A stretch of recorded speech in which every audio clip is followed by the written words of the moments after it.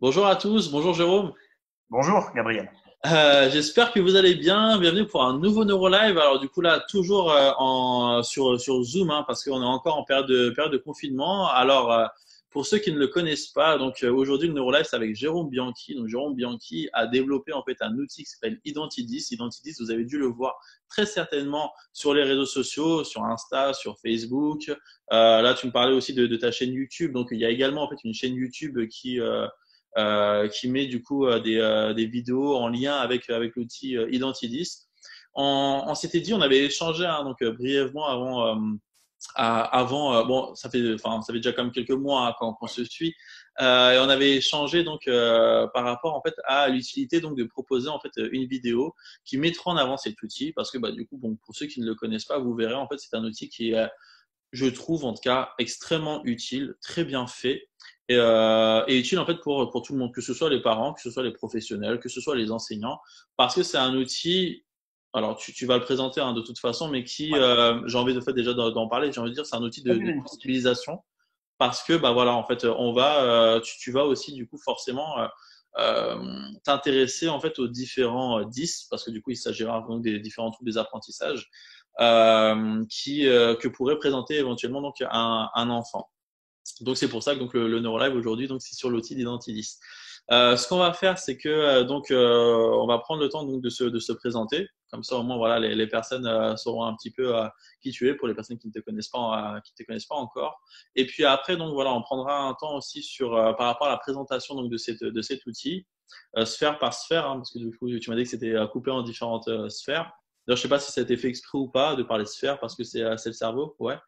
D'accord, c'est génial. Et puis bah, si jamais donc les personnes auraient des questions éventuellement une fois la vidéo terminée à ce moment-là, donc voilà, qu'elles n'hésitent pas en tout cas à poser leurs questions en commentaire. Jérôme, il est assez actif quand même sur les réseaux sociaux et je pense que bah voilà que ce soit lui ou moi, en tout cas si je peux aussi y répondre, on prendra le temps d'y répondre avec plaisir. Voilà, bah du coup bah c'est parti alors. Alors c'est parti. Donc je me présente. Bon, alors moi je m'appelle Jérôme Bianchi. Je fais le même métier que toi, Gabriel. Je suis neuropsychologue. J'ai plusieurs activités. J'ai une activité hospitalière donc au centre de référence des troubles des apprentissages, puisqu'on va parler de troubles 10.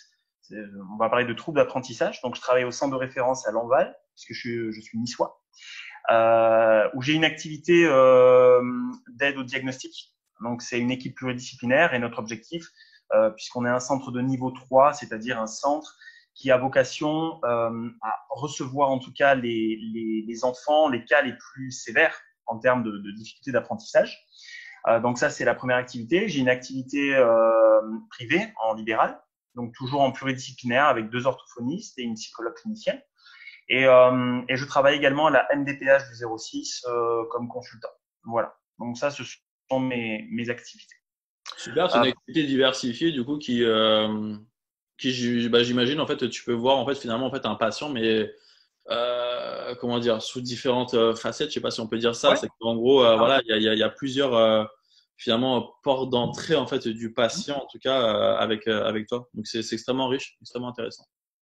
et tu as raison, tu as raison. En fait, du coup, je touche l'aspect diagnostic, donc évaluation, les bilans, l'aspect prise en charge sur l'aspect rééducatif, guidance parentale, et aussi, bah, puisqu'on va en parler, hein, le projet de soins par rapport à la MDPH, c'est-à-dire effectivement comment un enfant qui a été repéré en difficulté va pouvoir intégrer ce projet de soins, c'est-à-dire quels vont être les protocoles de soins, de prise en charge, d'adaptation pédagogique qui vont pouvoir être mises en place pour ces enfants-là et qui vont leur permettre d'avancer le plus sereinement possible. Voilà. Parfait, parfait. Est-ce Donc, que du coup bah alors qu'est-ce qui t'a amené en fait à développer du coup Identidis? alors, c'est plutôt sur mon activité hospitalière que le projet Identidis est né. Bah, dans le constat tout simple, c'est-à-dire l'arrivée tardive des enfants dans le parcours de soins et l'accès tardif au diagnostic. Hmm. Alors, en gros, si je dois tracer un petit peu le cheminement de ma pensée, je suis parent, j'ai un enfant qui est en difficulté scolaire, voire en décrochage scolaire. Du coup, on va se poser déjà une première question. c'est qui je dois aller consulter. Voilà. Et de cette question qui je dois aller consulter va dépendre effectivement de l'efficacité ou pas du projet de soins. D'accord? Ça, c'est une première chose. La communication avec l'école. Ça, c'est très important. De savoir effectivement, je repère que mon enfant a des difficultés, mais comment je fais passer effectivement l'idée d'une prise en charge pédagogique à l'équipe enseignante. Donc effectivement, Identidis, il a été développé dans ce sens, c'est-à-dire optimiser un maximum l'entrée dans le projet de soins. Ça, c'est une première chose. Deuxième chose, c'est de créer un outil qui peut être saisi immédiatement et gratuitement par les parents. C'est-à-dire qu'il existe déjà beaucoup de questionnaires, d'accord? Mais généralement, les questionnaires, il faut déjà consulter le professionnel qui va vous donner un questionnaire. Et donc, ça veut dire que ça nécessite de trouver le bon professionnel, d'avoir accès déjà à cette consultation. On parle, moi je vois sur Nice, les neuropsychologues, on a des délais d'attente, les orthophonistes, elles ont des délais d'attente. Donc tout ça, ça contribue en fait à retarder le projet de soins. Là, c'est un questionnaire qui peut être saisi par les parents, complété par les parents. Et en fait, finalement, ce sont les parents, alors, qui ne font pas le diagnostic, ça on y viendra tout à l'heure, mais qui vont identifier des difficultés, qui pourraient se rapprocher de troubles d'apprentissage.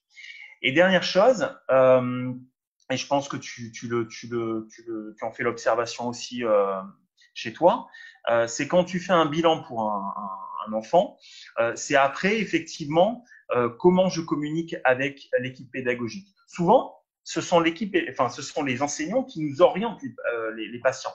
C'est-à-dire, Madame, voilà, moi je suis l'enseignant de votre enfant, j'ai repéré qu'il était en difficulté ici, je vous conseille de consulter un neuropsychologue par exemple. Et j'avais un petit goût amer, si tu veux, à l'idée de simplement rendre un compte rendu à l'enseignant en lui donnant les adaptations pédagogiques. Et donc, par Identidis, je voulais aussi revaloriser le regard clinique, l'expertise clinique des enseignants. C'est-à-dire que les enseignants, ils sont au quotidien avec les enfants, ils sont là sur 80% de leur temps. C'était de pouvoir leur donner un outil sur lequel s'appuyer pour pouvoir, je dirais, orienter les parents vers certains professionnels. Donc en fait, ça va, si tu veux, des deux côtés. C'est excellent. Donc, c'est en gros, en fait, si je résume, c'est un outil de sensibilisation, un outil de communication, et tout ça, en fait, pour un gain de temps, et finalement, en fait, pour être bien sûr de ne pas aller vers tel ou tel autre professionnel en se trompant, en fait, en se disant que je sais pas trop vers qui aller, donc je vais aller consulter par exemple une orthophoniste, mais en fait, c'était pas une orthophoniste qu'il fallait aller voir. Je vais aller consulter une ergothérapeute, mais c'était pas forcément une ergothérapeute qu'il fallait aller voir. Donc, en gros, en fait, c'est vraiment aussi un outil qui nous permet qui permet aux parents de pouvoir accéder le plus rapidement possible vers le professionnel concerné. Tout ça pour pouvoir travailler ce qu'il y aurait à travailler ou en tout cas pour pouvoir poser éventuellement un diagnostic lorsqu'il y a besoin de poser un diagnostic le plus rapidement possible dans l'intérêt de l'enfant. Du coup, c'est un outil génial. Combien de temps maintenant en fait a Identidis? Ça fait combien de temps que ça a été créé? Alors, donc, en fait, Identidis, la première version est née en 2014. En fait, si tu veux, au centre de référence, pour vraiment te donner l'origine d'Identidis, au centre de référence, quand tu veux inscrire ton enfant pour une consultation au centre de référence, on donne un dossier. Et en fait, ce dossier, c'est une anamnèse importante. Et en fait, on va poser dans ce dossier, on va poser des questions aux parents dans ce dossier. Et on s'est rendu compte, je me suis rendu compte que certaines questions étaient hyper prédictives des diagnostics. Et donc, je me suis dit, finalement, pourquoi pas extraire certaines questions et les rassembler dans un outil qui pourrait être, comme je disais tout à l'heure, saisi par le plus grand nombre.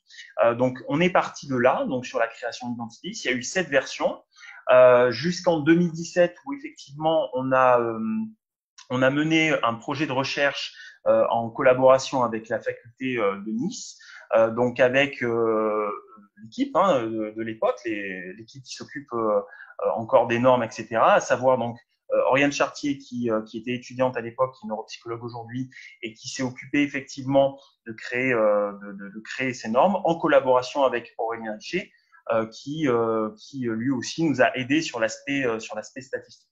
Voilà. Et aujourd'hui, on arrive à une version finalisée. Alors, il y a encore beaucoup de projets, on pourra peut-être en parler tout à l'heure, mais effectivement, voilà, une version finalisée de l'outil.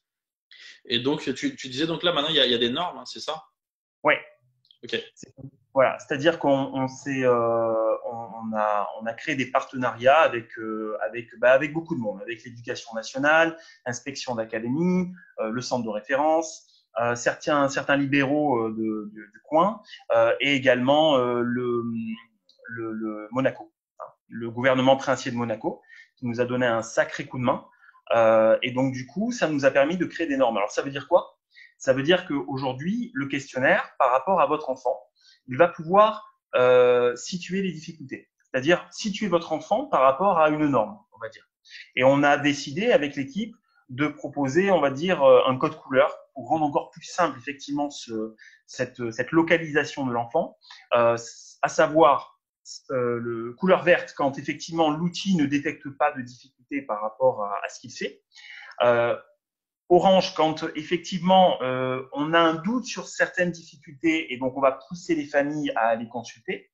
Ou alors rouge quand effectivement l'outil détecte de réelles difficultés et là pour le coup voilà on va mettre en place certains protocoles de soins. Alors ça c'est excellent hein, que du coup il y ait des normes. Moi à chaque fois je le dis en fait aux patients, c'est que le fait qu'il y ait des normes, donc ça c'est très bien parce que donc ça nous donne en fait donc forcément une base sur laquelle on va pouvoir éventuellement comparer donc les compétences de l'enfant, indépendamment des attentes des parents et puis indépendamment d'un niveau d'exigence éventuellement de l'école qui pourrait nous dire ouais mais non mais là on attendrait que absolument l'enfant voilà il ait tel niveau de compétence. Là le tout c'est de voir comparativement à d'autres enfants du même âge, en fait, où se situe l'enfant par rapport à son développement Bien au sûr. niveau des différentes compétences. Alors, donc en gros, en fait, donc ce qu'il y a de bien, c'est que déjà, bon, c'est gratuit. Ouais. Donc finalement, et tu disais, parce que tu as raison, hein, c'est vrai que lorsqu'en fait on sait pas trop qui aller voir, bah, donc on va regarder un peu sur Internet et éventuellement en fait on va aller voir quelqu'un. Après, à savoir si c'est le bon ou pas professionnel, ça on ne sait pas, mais quoi qu'il en soit, on aura peut-être perdu du temps parce que bah il y a des délais d'attente avant un premier rendez-vous et puis bah il y a aussi un coût financier lorsque du coup on va voir un professionnel en libéral. Là au moins, bah voilà, on peut nous-mêmes déjà en tant que parents voir un peu voilà quelles sont les compétences de mon enfant, qu'est-ce qui éventuellement en fait aujourd'hui pose problème et du coup par définition qui il faudrait aller voir en tant que professionnel. Parce que je crois que dans ton outil, en plus, tu dis bien, il y a une présentation quand même de chaque Ouais, professionnel, un peu le qui fait quoi. Donc c'est ça c'est ça. En fait, à côté du questionnaire en lui-même, on a développé un manuel. Et en fait, je dirais que le manuel est tout aussi important que le questionnaire, puisque effectivement, on va en parler, hein, mais chaque sphère correspond à un trouble potentiel. Donc, on fait, si tu veux, une définition très très simple. Hein. Par ce manuel, on parle aux parents, hein, donc c'est pas quelque chose de compliqué. On fait un référentiel sur en fait, mon enfant a des difficultés sur la sphère du langage oral, à quel trouble ça peut correspondre. D'accord? Donc ça, c'est déjà une petite définition. Ensuite, effectivement, on fait une définition également des professionnels parce que tout le monde n'est pas censé savoir ce que c'est qu'un ergothérapeute, qu'un psychomotricien, qu'un neuropsychologue. Et également, selon où se situent les difficultés de l'enfant, on a sélectionné alors quelques adaptations pédagogiques à mettre en place à l'école avant d'avoir accès, je dirais, au diagnostic. Parce que le leitmotiv, si tu veux, c'est de dire, OK, le diagnostic, c'est une chose, mais à partir du moment où on a repéré l'enfant, on peut déjà mettre en place des choses. Et pas perdre du temps en attendant, j'allais dire, une étiquette et commencer à aider l'enfant. C'est exactement ça. Alors après, je sais pas si d'autres neuropsychiatres pensent comme ça, mais moi, du coup, je partage aussi cette façon de penser où effectivement, le fait déjà de poser un diagnostic, alors il faut accepter que parfois déjà, en fait, ça met un peu de temps en fait avant de poser un diagnostic parce que bah, les compétences de l'enfant vont être évolutives. Un jour, il arrive à faire ça, le lendemain, peut-être qu'il arrive plus, peut-être que du coup, il va y avoir des difficultés qui vont être liées entre elles. Typiquement, par exemple, les difficultés sur le plan attentionnel. Donc, avant, par exemple, de poser un éventuel diagnostic de TDA ou TDAH, bah, on va voir déjà en fait s'il n'y aura pas autre chose éventuellement à travailler, par exemple. Bien Et sûr. que, en tout cas, j'encourage les parents à. Alors, après, voilà, tout est relatif. Hein. Quand je dis, on va dire prendre le temps avant d'éventuellement aller vers un diagnostic. c'est parce que d'abord, en priorité, en tout cas, on va répondre à la plainte du patient. D'abord, en fait, on va voir comment on peut améliorer le quotidien du patient et de son entourage. Et après, éventuellement, voir s'il y a nécessité ou pas, en plus, à poser un diagnostic. Parce que parfois, en fait, il faut poser un diagnostic pour une reconnaissance MDPH. Parfois, l'école, je ne sais même pas si l'école a vraiment le droit ou pas que absolument un diagnostic soit posé, mais en tout cas, c'est l'école qui met la pression pour qu'absolument il y ait un diagnostic de poser. Parfois, bon, c'est les parents eux-mêmes qui ont besoin de comprendre et qui, du coup, ils ont besoin voilà, de pouvoir mettre des mots sur le profil de leur enfant. Mais si, en tout cas, il n'y a pas ces demandes-là, le tout, enfin en tout cas en priorité, on cherche à répondre en fait aux besoins du patient et à travers les aménagements, à travers les prises en charge, euh, on va essayer en fait d'améliorer voilà, la qualité de vie du patient. Exactement. Alors du coup donc alors on va présenter donc Identidis. Donc tu parlais de Sphère. Donc comment en fait comment se présente cet outil Identidis? Alors, donc c'est un questionnaire, c'est une suite de questions. Euh, et chaque question appartient à un domaine, d'accord, une sphère, ce qu'on appelle. Et en fait, Identidis est découpé en 5 sphères, 5 domaines. Chaque domaine va évaluer une certaine composante cognitive, si tu veux.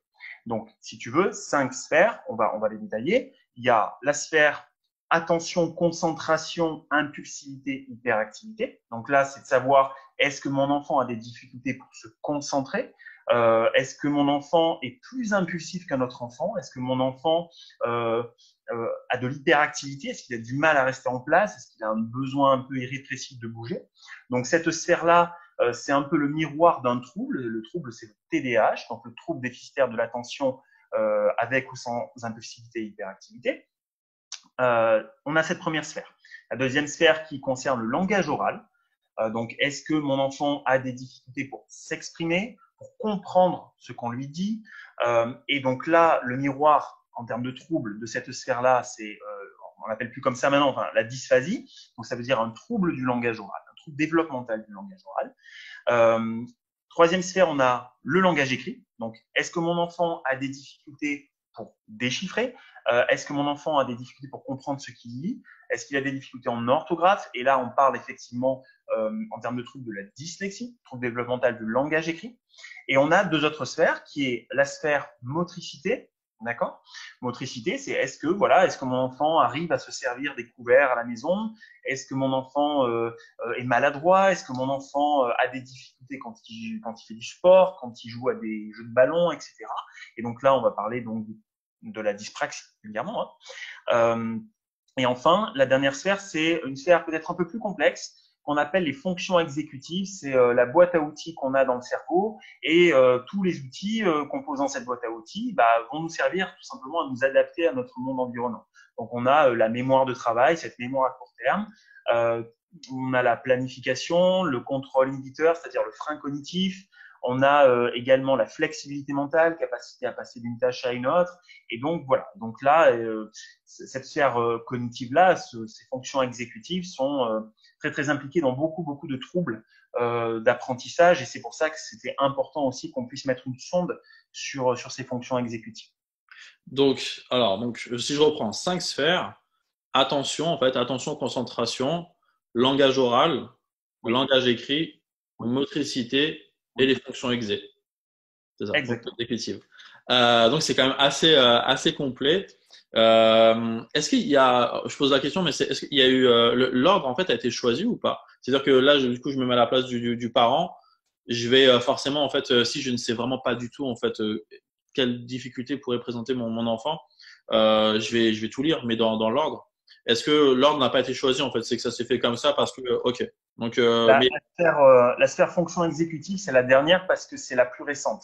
En fait, cette sphère fonction exécutive, elle est née de la 7e version, donc de la toute dernière version. Elle n'existait pas avant, mais on n'a pas cherché à donner un ordre particulier. C'est vraiment. Ok. Alors du coup, j'imagine aussi que peut-être que tu invites aussi les parents en fait finalement vraiment à tout lire, je pense, et à répondre à toutes les questions. En tout cas, en fait, à lire toutes les questions pour essayer d'apporter un maximum d'informations aux professionnels qui seront amenés à rencontrer ou en tout cas avec les enseignants avec lesquels ils seront amenés à échanger. Il y a donc c'est des questions, hein, donc sphère par sphère. Il y a à peu près combien de questions juste par sphère pour qu'on Il y puisse a un peu. 12 questions par sphère. Ok, à chaque fois 12 12 questions. questions. D'accord. Ce qu'on Euh, n'a pas dit, Dis-moi. pardon, ce qu'on n'a Non, pas dit, c'est que l'outil est conçu pour les enfants du CE1 à la troisième. Ça, c'est très c'est important. ma Voilà. question. C'est justement ça. Pardon. Ok, CE1 troisième. Parfait. Ouais. Ouais, parce qu'en fait, avant CE1, il y a certaines fonctions qui ne sont pas encore en fait totalement développées. On peut pas forcément en fait évaluer. Ouais. Euh, Est-ce que alors du coup donc ok donc il y a cinq sphères. Tu l'as dit donc c'était gratuit. Autre chose que du coup justement tu avais dit qu'on allait revenir là-dessus, c'est que donc alors ce n'est pas dans le but de poser un diagnostic. Donc, ça veut dire que ça ne remplace pas en fait une consultation auprès d'un professionnel. Hein. C'est pas parce qu'en fait on va remplir le questionnaire que derrière on peut se passer d'une ou de plusieurs consultations auprès de tel ou tel professionnel. C'est fait pour aider les familles, en tout cas en premier, à pouvoir bien cibler les besoins de leur enfant et de pouvoir s'orienter vers le professionnel concerné qui Ouais. pourra le plus vite répondre aux besoins du patient, qui sera le plus à même de pouvoir répondre en fait aux besoins du patient. Et derrière, ça pourra être aussi un outil de communication entre les différents intervenants autour du patient. Mais donc, ce n'est pas du tout un outil de diagnostic. Même en fait, n'importe quel professionnel, si demain un professionnel l'utilise par exemple lors de sa consulte, ça peut être utilisé. Hein, Oui, n'est pas censé être une base pour après derrière poser un diagnostic. C'est vraiment plus un outil de dépistage. c'est ça. Ok. C'est ça. Parce que je pense que du coup, voilà, il doit y avoir aussi des retours de gens qui doivent se dire, ouais, mais du coup, ça remplace les consultations, ce genre de choses. Non, non, pas du tout. Au contraire, Non, c'est non. vraiment fait pour aider, et même en fait, c'est fait aussi pour aider les professionnels à savoir Ouais, vers qui orienter. Parce que il y a bien certains sûr. professionnels aussi qui savent pas du tout qui fait quoi, et c'est terrible. Ouais. Mais du coup, c'est fait aussi pour voilà, aider le professionnel à savoir, voilà, si par exemple, je sais pas, il y a plus de euh, il y a des difficultés au niveau du langage oral ou écrit, bon, on va plus tendre vers une consultation vers une orthophoniste. C'est Voilà. ça. Moi, je l'utilise dans ma consultation au niveau des bilans. Euh, pour moi, c'est un très bon complément d'anamnèse, c'est-à-dire la première rencontre avec la famille, avec l'enfant. Voilà, en tant que professionnel, on pose beaucoup de questions pour essayer de cibler effectivement je dirais l'objectif du bilan.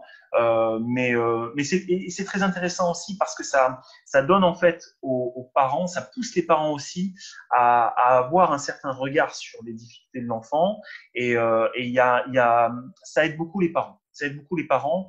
J'hésite jamais d'ailleurs à donner deux questionnaires, un pour le papa, un pour la maman, et puis après voilà, je fais deux profils selon les parents. Donc c'est ouais. Et comme tu dis, c'est pas un test, hein, c'est un Ouais, pour moi, c'est un outil complémentaire qui permet effectivement d'avoir en fait encore plus d'informations aussi par rapport aux patients et par rapport à ses compétences aussi au quotidien.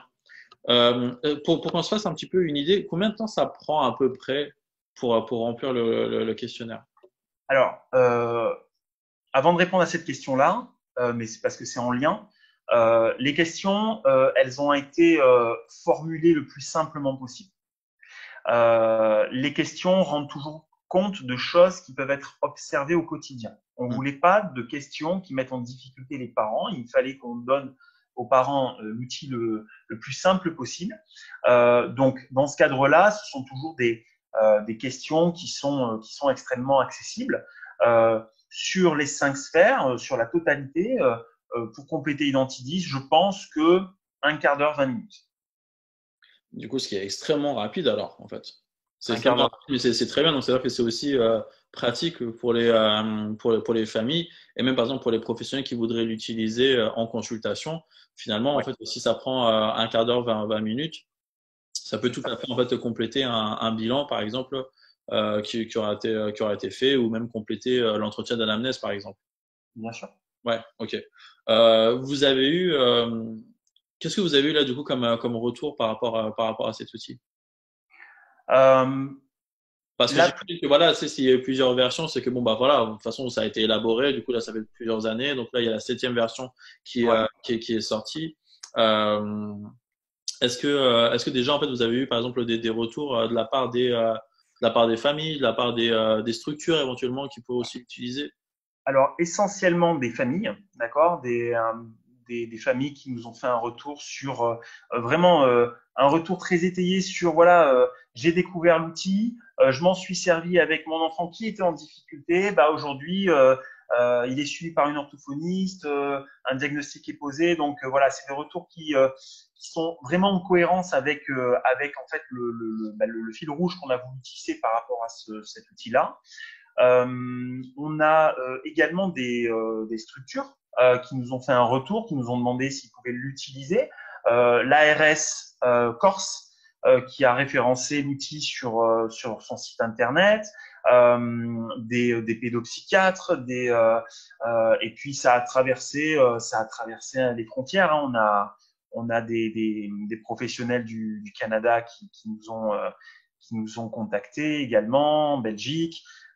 Donc voilà, enfin, d'une manière générale, de très très bon retour. Après, on sait très bien que c'est pas un outil sans défaut, qu'on doit encore travailler dessus, mais en tout cas, ça donne un coup de pouce aux gens et c'est tout ce qu'on demande.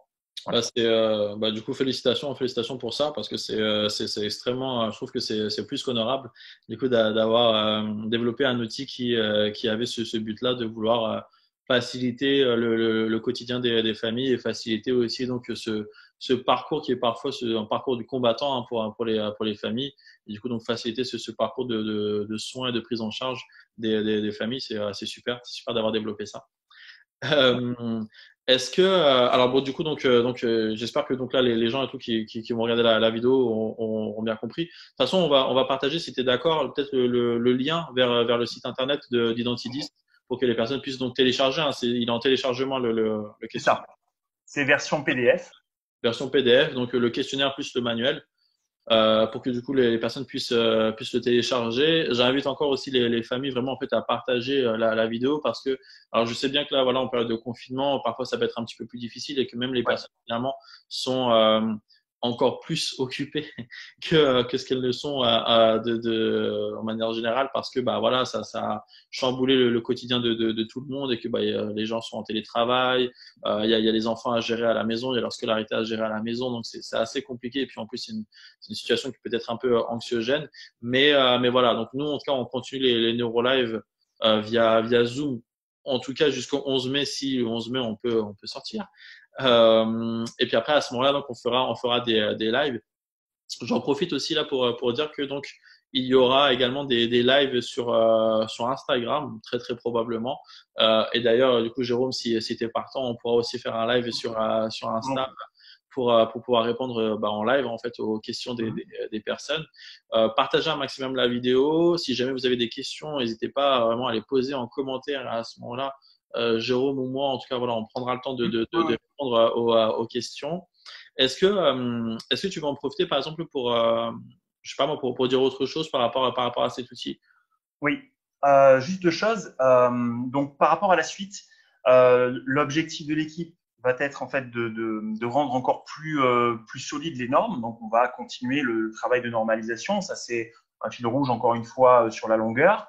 Dans le court terme, alors je mets des guillemets parce qu'il y a, bah voilà, on a eu des petites embûches, mais le projet devrait aboutir. Donc, grâce à Sébastien Henrard, notamment, qui est donc neuropsychologue à Charleroi en Belgique, on s'est mis en contact avec une école de codage pour justement travailler sur une version online d'Identidis. Une version intéressante parce que d'autant plus simple d'utilisation. Donc en fait, bientôt, au lieu de télécharger effectivement Identidis et le manuel, vous n'aurez qu'à compléter le questionnaire directement sur le site et ensuite, ça vous donnera plusieurs choses. Ça vous dira où sont les difficultés de l'enfant, ça vous dira qui consulter et quelle est la définition du professionnel que vous devez consulter, les adaptations toujours pédagogiques en or.